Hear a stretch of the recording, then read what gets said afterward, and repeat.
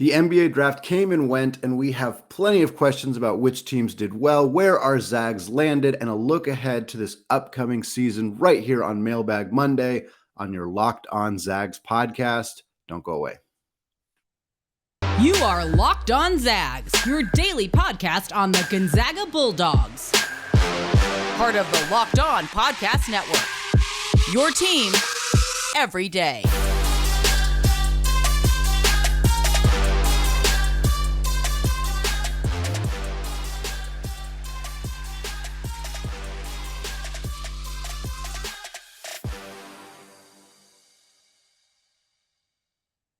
What is going on, y'all? Welcome to the Locked On Zags podcast, part of the Locked On Podcast Network, your team every day. I am your host and longtime Gonzaga podcaster, Andy Patton, here to bring you news and updates on all things Zag athletics. Today's episode is brought to you by BetOnline. BetOnline has you covered this season with more odds, more props, and more lines than ever before. BetOnline, where the game starts. I want to thank all of you who have continued to make Locked On Zags your first listen of the day as we get towards the very end of the month of June and into July and a bit of the slower part of the season. I appreciate all of you who have continued to check out the show. Of course, those of you who have checked the show out on YouTube as well. If you have not done so, just go to youtube.com, search Locked On Zags, find and hit that subscribe button. All right, today is Mailbag Monday. We got a lot of great questions to go over today. This is just a reminder for many of you who have not been involved in Mailbag Monday.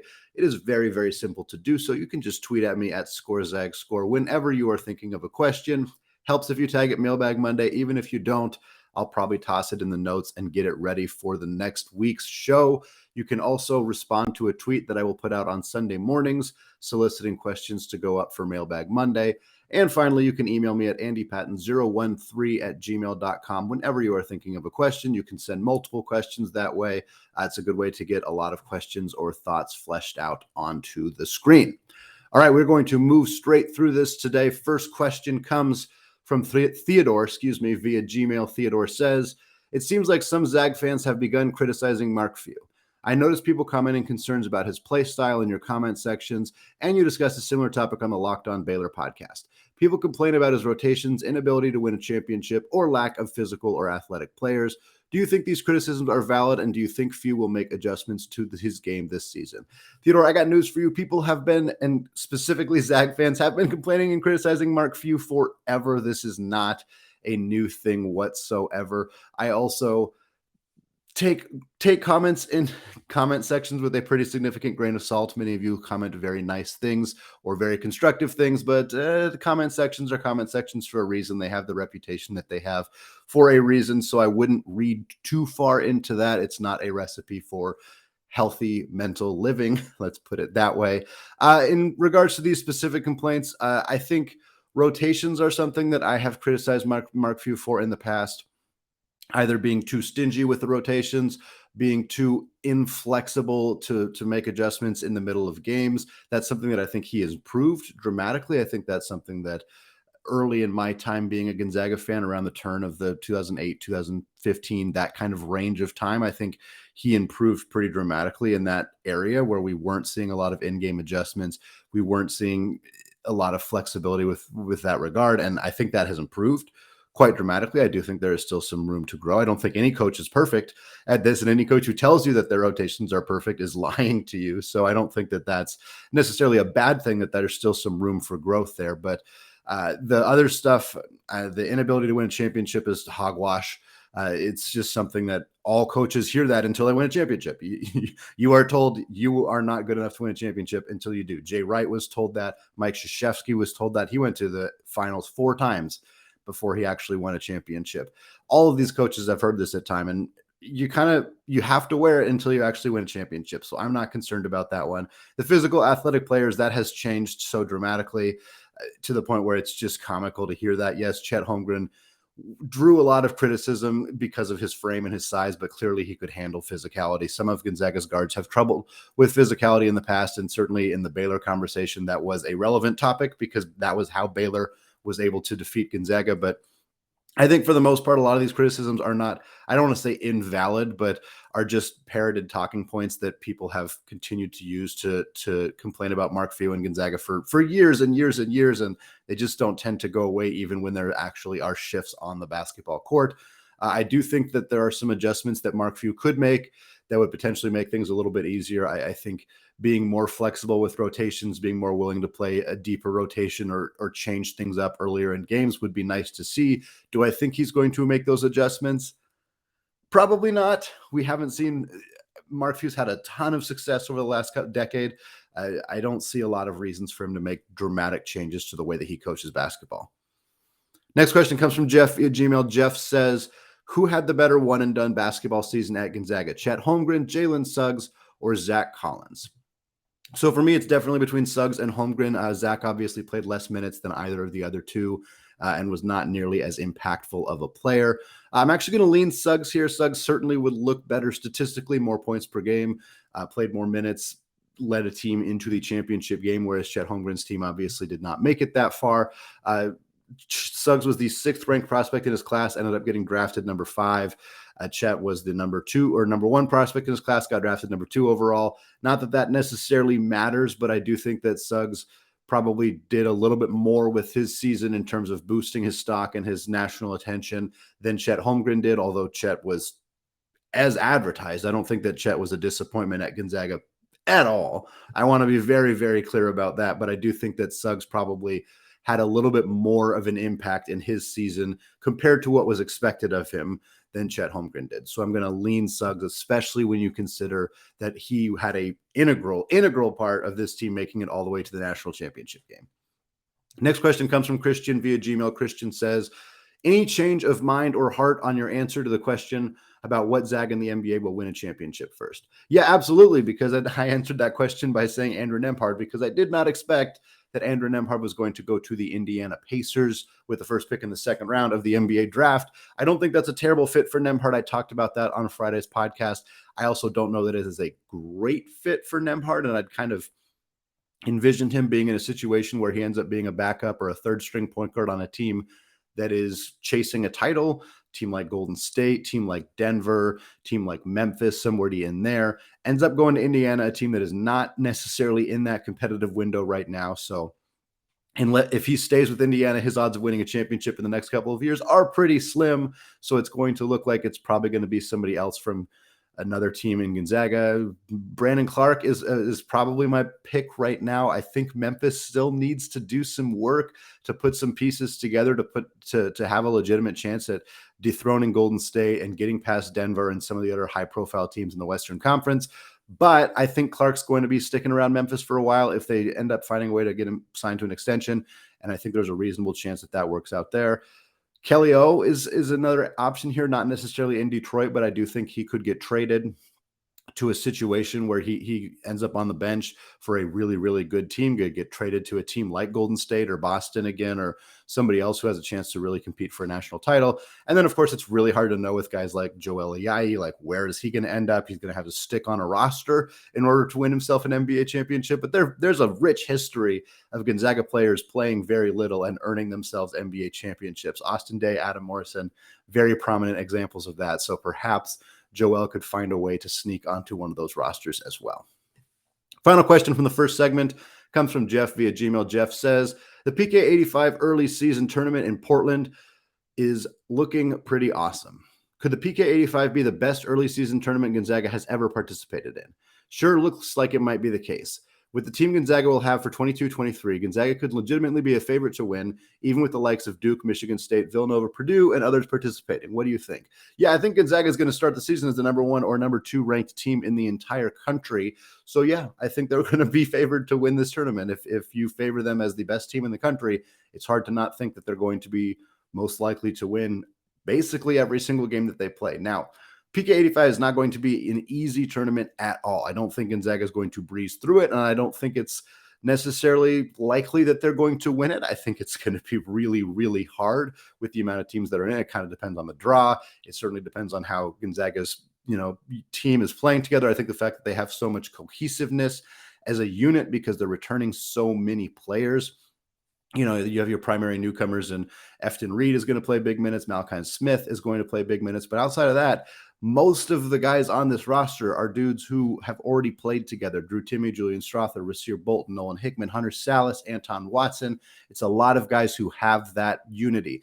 And in this tournament, and again, I haven't done a deep dive on the 15 other teams that are in here necessarily, but you are going to see a lot of teams that are very, very good, but don't have as much of that unity, that cohesion. Duke is going to have a lot of new players on this team, so Purdue's going to have to replace some really talented players that they lost in the NBA draft process, like Jaden Ivey. So is Gonzaga going to be favored in that? Probably. Are they going to win it? I'm not sure. It sort of depends how things kind of shake out early in the season, but Gonzaga is going to be one of the top 3, top 2 ranked teams in the country by the time this game rolls around, and I think there's a really good chance that they win it.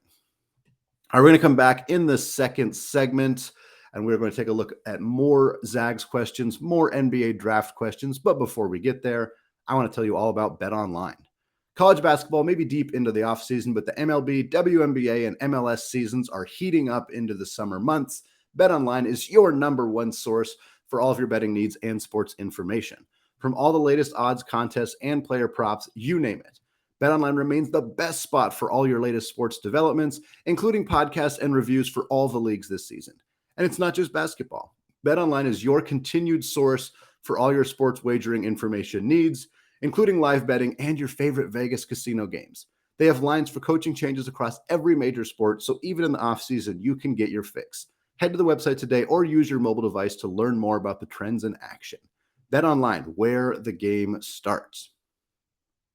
All right, segment 2, still Andy Patton, still Locked On Zags, still hammering through Mailbag Monday questions here at the end of June. This next question comes from Christian via Gmail. Christian says, does the number of players a conference has selected in the NBA draft add to the conference's perceived and or actual strength? Perceived, yes. I think people take that very, very seriously. Reality, no, I don't really think so. I think it's just a 1-year snapshot of a pretty specific topic category. Like, yes, obviously one of the goals for college basketball programs is to turn players into NBA players, and players getting drafted, and particularly players getting drafted high in the draft, certainly helps your program's prestige. And so then indirectly would help your conference's prestige. But I just don't think, we look at the numbers for this last year. I just don't think that it's necessarily all that indicative of anything. The ACC had 7 players selected, but most of them came from Duke. The rest of the ACC wasn't all that good last year. The Pac-12 had 6, but the Pac-12, 3 of those came from Arizona. Most of them were second rounders. Jamaree Walker was the second to last player picked in the draft. Like, he could have very easily been undrafted. The Big East had 1, but that's because they had a lot of players return to college. This was a similar situation with the WCC, which very easily could have had 5 if Julian Strother had stayed in the draft. So it's just one of those things that I don't think it matters all that much in terms of like how prestigious the conference is, and even how good the conference was at basketball the past year, because now especially we're seeing so many high profile stars return to college. We saw Julian Strother, we saw Drew Timme, both guys who could have conceivably been drafted. We saw them come back to campus. We saw a ton of other really good players across the country decide to return to school. And so I just don't think that a year-to-year snapshot of where each player who was drafted came from conference-wise, I don't think it says nothing. Obviously, there was nobody drafted from the WAC, and there was, 9 guys drafted from the Big Ten. Big Ten better than the WAC? Yes. I think that you can infer some things from it, but just I don't think that on a granular basis it really means all of that much. Next question comes from Jeff. Jeff says, there are 11 Gonzaga basketball players who left Gonzaga early to play in the NBA before their eligibility expired. If you had a team of those 11, who would you start and who would come off the bench? Yeah, this is going to be a really darn good basketball team for starters. The starting lineup for me would be Chet Holmgren at the 5, or probably at the 4, I guess. Brandon Clark would play the 5. He's kind of can mix and match those 2 guys there. Adam Morrison playing the 3, and then your 2-point guard lineup of Jalen Suggs and Nigel Williams-Goss. If I were doing an 8-man rotation, I think my other 3 there would be Kelly Olynyk, Rui Hachimura and Joel Ayayi filling out the rotation there. And your final three players, with no disrespect to them, but they would be out of this rotation, would be Zach Collins, Austin Day, and Zach Norvell. All right, next question comes from Christian. Again, Christian says, I heard a stat that 25% of the NBA's minutes last season were played by undrafted players. Now, this could be in part to do with COVID protocols, etc. Commissioner Adam Silver gave a shout out to the G League for providing players a step up and keeping the NBA season going. Is this a transient stat related to the COVID era, or is it a good sign for players like Joel Ayayi and USF's Jamaree Bouyea? Yeah, I think it's a good sign. 25% of the minutes is a pretty solid number, but of course you figure there's 2 rounds of NBA draft every single year, and there's 12 players on an NBA roster every single year. Most teams run 9 or 10 deep rotation wise. So it's not surprising that a good chunk of the minutes are played by guys who are undrafted, because there's just not enough players getting drafted every single year to fill out NBA rosters. I do think that the G League definitely helps guys who in years past may have otherwise gone over to Europe or just ended their playing careers early when they may have had opportunities to work their way back into the NBA via the G League. We've seen that happen quite a bit in recent years with some of the more significant players in the NBA, like really good rotation players on very good teams, are guys who are coming through the G League ranks after going undrafted out of college. So I think that's a great sign for guys like Joel Ayayi and Jamaree Bouyea. I think those 2 players in particular have things that they need to improve upon. Jamaree Bouyea is unfortunately undersized, which is a really you can't really do a whole lot to fix that, unfortunately. But I do think that he has NBA level skill sets.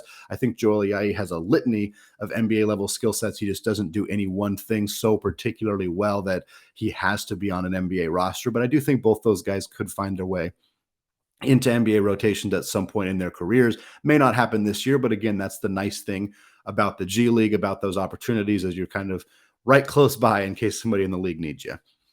All right, final question of the segment comes from the former host of the Locked On Zags podcast, Stephen Carr, at SCarGo on Twitter. He says, if you're in charge of taking the team on their next team retreat, where are you taking them?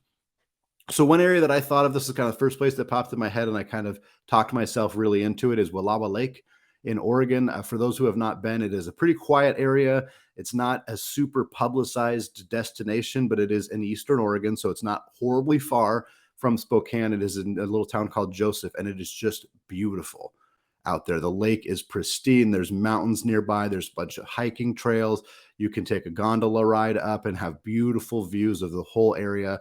It's a reflective place. It's quiet. Again, it's not horribly far from Spokane. There's a ton of activities you could do, team building stuff, all of that. I think it would be a great destination for a team in Spokane or a team in Pullman, potentially, to take their kids and kind of have like a relaxing but motivating team retreat type event.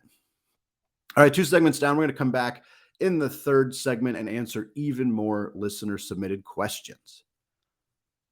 All right, segment 3, Andy Patton here, still listening to the Locked On Zags podcast. Still got a couple more questions here for Mailbag Monday as the offseason rolls on. This next question comes from Jeff via Gmail. Jeff says, could Gonzaga women's basketball earn a top 4 seed in the 2023 NCAA women's tournament? Or is that asking too much given what Gonzaga lost with the likes of Sierra Walker and others from the 21-22 team?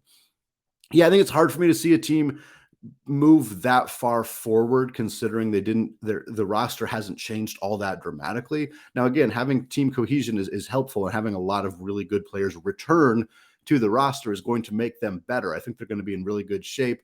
I think they added Bryn Maxwell out of Utah. She's a very, very good transfer prospect for them. But yeah, I think she's kind of more of just a direct replacement for Sierra Walker. So the roster looks fairly similar heading into next year. That does not mean that Coach Fortier and the staff cannot get more out of some of these players. Some of the younger players on last year's roster are going to develop and be in better positions to contribute this year. But I do think that that's asking quite a lot for them to jump all the way into being a top 4 seed in the NCAA women's tournament. But I'm also not going to say that it's not possible. It's absolutely possible for this program. It's just going to take some players having pretty significant breakout seasons. All right, next question from Christian. Christian says, what 3 teams do you think had the best drafts? And in 3 to 5 seasons, what team do you think will be the biggest winner from this year's draft? So the 3 teams that I absolutely loved their draft, Houston, Detroit, and San Antonio. Houston, of course, had the advantage of getting Jabari Smith to fall to them at number 3 overall. So adding a talent like Jabari Smith is outstanding. They also used the 17th pick to draft Tari Eason out of LSU. He's a prospect that I liked a lot. that I really wanted the Portland Trailblazers to take, a defensive-minded, hard-nosed power forward, fits in well with what they already have on the roster. Not a great offensive player, but I think that's fine with the fact that they have a lot of other scorers on that roster already. And then they used the second to last pick in the first round on Ty Washington, the point guard out of Kentucky. I think that's a really nice fit there as well. He's not a lot of pressure on him to contribute right away. He can kind of develop in Houston's system and end up contributing down the line. Detroit got Jaden Ivey and Jalen Duren with two of their first picks in the lottery. Jaden Ivey falling to them at number 5 overall is fantastic. Him and Cade Cunningham is going to wreak havoc in the backcourt in the Eastern Conference, and Jalen Duren is a perfect lob threat for both of those guys. And then San Antonio took Jeremy Sochan out of Baylor, Malachi Branham, and Blake Wesley also in the first round. Just 3 really talented scoring players, and I think that they're going to have a really big impact. San Antonio develops players extremely well, so I think this is a nice fit for them. And in 3 to 5 seasons, I think it really depends on what happens with WCC product Jalen Williams, but I think Oklahoma City could look very good for this draft in a couple of years. Of course, Chet Holmgren at number 2 overall is a guy that we believe is going to be a star player in the NBA. I think it's going to take him a little bit of time. He's only 19 years old, but in 3 years, when he's 22, 23, we're going to start seeing glimpses of him being like a really, really good player. And if Jalen Williams, the WCC Santa Clara version, or Jalen Williams, the Arkansas version, both on Oklahoma City, if either of those players reach a lofty ceiling, then I think that this team could be in really good shape in a couple of years out of this draft. All right, next question from Jeff. Jeff says, what do you think of the Truong sisters' summer of basketball in Vietnam? No doubt Vietnam is fairly low on the rankings of international basketball teams, but they did seem to adapt to a significantly different environment pretty quickly. By all accounts, they seem to have performed pretty well, so perhaps this increases confidence in what Gonzaga's women's basketball team could accomplish in the next season. Yeah, certainly, I think stuff like this definitely helps. I think getting to go overseas, play in front of a really lively fan base. The fans in Vietnam loved these two. They've so many comments on my YouTube video that had some quotes from them. So many people who just revered these two girls and their ability to contribute to the team over in Vietnam. So I'm really excited about them and what they were able to accomplish over there. I definitely think it helps make them better. It helps make the women's basketball program better at Gonzaga. Do I think that alone is enough to leap them, significantly? No, not necessarily, in part because the Truong Twins were really good last year. It's not like they weren't big contributors to the program already. They were already big-time contributors, starting point guard, scoring top double-digit points per game. These are really good women on this basketball team already. And I don't think that them going and playing in Vietnam is going to dramatically improve their performance because it was already very good. So that's kind of where I'm at with this. But I think that for them, the opportunity to go to Vietnam, to play there, to play in front of the fan base was extraordinary. And they talked about how much they loved it on that podcast. I highly recommend checking it out if you haven't yet. Final question of the show comes from Christian via Gmail. Christian says, who is your sleeper team in the draft? A team who not a lot of experts might be talking about, but had a great draft. And who is a pick that was selected late in the first round or in the second round that will have a bigger impact than expected? So I think my sleeper team is Memphis. That's a bit cheesy because Memphis seems to always be kind of a sleeper team in the sense that they develop young prospects very well. They have kind of a style in the draft. They draft older prospects who maybe fell in the draft for a variety of reasons. Brandon Clark is, of course, a very notable example of that from Gonzaga. Desmond Bain out of Texas Christian was another recent example of that. And this year they did a lot of similar things. Jake LaRavia out of Wake Forest was their first pick. David Roddy out of Colorado State, a really good basketball player, but who has a unique size, unique body frame that kind of had him not be really high on the radar. Kennedy Chandler out of Tennessee, really, really good point guard, but he's only 6 feet tall. They took Vince Williams out of VCU as well. Not getting a ton of love for these picks, but again, Memphis has done this in the past and has had a lot of success. So I'm inclined to bet on their front office to turn at least 2, maybe 3 of these guys into overperforming NBA players. And then a pick that I really liked, Christian Coloco out of Arizona, the Wildcats, Tommy Lloyd's squad. He went number 33 overall to Toronto. This is a great fit. Toronto develops players very, very well. They needed a player with his specific skill set. He doesn't have, the outside shooting abilities that you kind of hope for in modern big men, but he's a low post scorer and he's a very, very good rim protector and rebounder. And I think he's going to thrive in Toronto. All right, that is going to do it for me today. And we have a ton more coming up later this week. It's going to be a fantastic week on the Locked On Zags podcast, which is available wherever you get your podcasts. And of course, available on YouTube as well. Check it out there if you haven't done so yet. Finally, thank you again to those of you who have made Locked On Zags your first listen of the day. Locked On WCC doesn't exist yet, but you can get more informed on the West Coast happenings by making Locked On Pac-12 your second listen of the day. Host Spencer McLaughlin and the local experts of Locked On take you across the Pac-12 in 30 minutes, 5 times per week. All right, thank you all for listening, and go Zags.